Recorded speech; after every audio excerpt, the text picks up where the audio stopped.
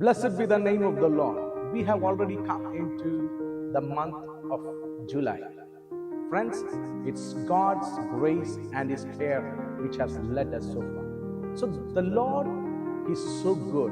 Bible says in Nahum chapter 1 verse 7. Nahum ಪ್ರವಾದಿಯ ಗ್ರಂಥ 1ನೇ ಅಧ್ಯಾಯ 7ನೇ ವಾಕ್ಯ.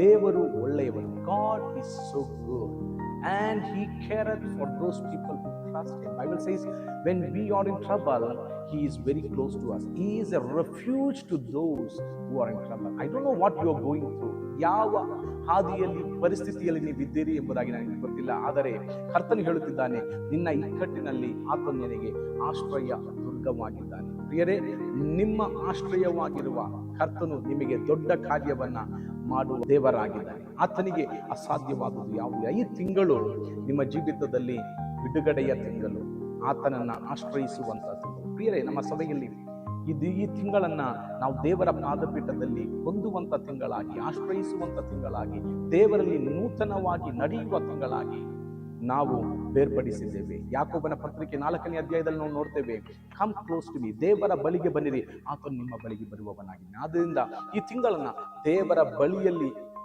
ಹತ್ತಿರವಾಗಿ ಬರುವ ತಿಂಗಳಾಗಿ ಮಾರ್ಪಡಲಿ. ದೇವರ ಆಶ್ರಯದಲ್ಲಿ ನಾವಾಗಿರೋಣ. ಕರ್ತನ ದೊಡ್ಡ ಬಿಡುಗಡೆಯನ್ನು ಹೊಂದೋಣ. ಇಂಗ್ಲಿಷಲ್ಲಿ ಈ ಪ್ರಕಾರವಾಗಿ ನಾವು ನೋಡ್ತೇವೆ, the goodness of god is beyond belief. That's A very powerful word from the passion translation. The goodness of God is beyond belief. If you trust the Lord, you will experience the goodness of God. May the Lord bless you.